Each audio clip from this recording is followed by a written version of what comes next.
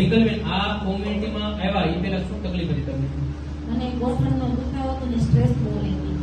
ઘૂંટણનો દુખાવો હતો ને સ્ટ્રેસ કહેતા હતા. તો ઘૂંટણનો દુખાવો શાના કારણે હતો તમને? મારી ગાડી ફાટી ગઈ.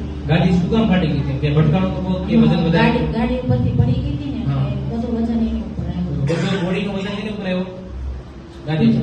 તો કેટલા સમયથી તમે હોસ્પિટલના ચક્કર ખાતા હતા રિંકલબેન? લગભગ 3 વર્ષથી. 3 વર્ષથી ખાતા હતા હે? તો તમને એવું કે મગજની અંદર વિચાર આવ્યો કે જલ્દી તમે હું આ સર પાસે લઈ જાવ?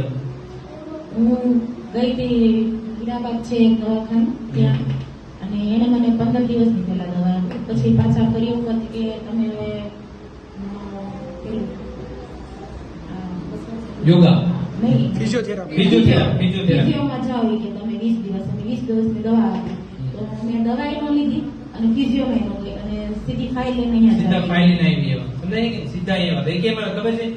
રોજ સવારમાં જાગું ને એટલે ભગવાનને હું પ્રાર્થના કરું. હું પ્રાર્થના કરું ખબર છે? રોજે સવારમાં જાગીને મંદિરમાં ભગવાનને પ્રાર્થના કરું, એ ભગવાન આજે મને એવા 5 થી 10 લોકોની મુલાકાત કરાવજો કે જે પોતાના શરીરથી પરેશાન હોય ને એવા લોકોની મને મુલાકાત કરાવજો.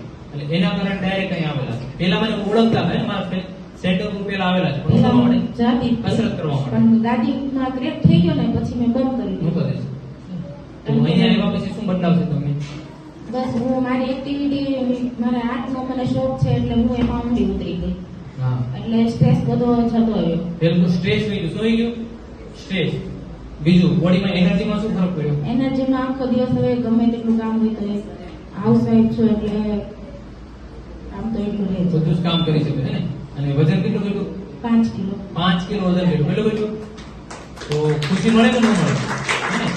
5 કિલો વજન ઉતરી જાય. સમજો કે 5 કિલો તમારે એક્સ્ટ્રા ખંભા પર મૂકી દઈએ, તમને હાલવાનું કે શું કર્યું આપણે?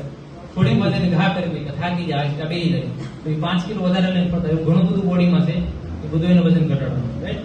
તો એકવાર ક્લિનિક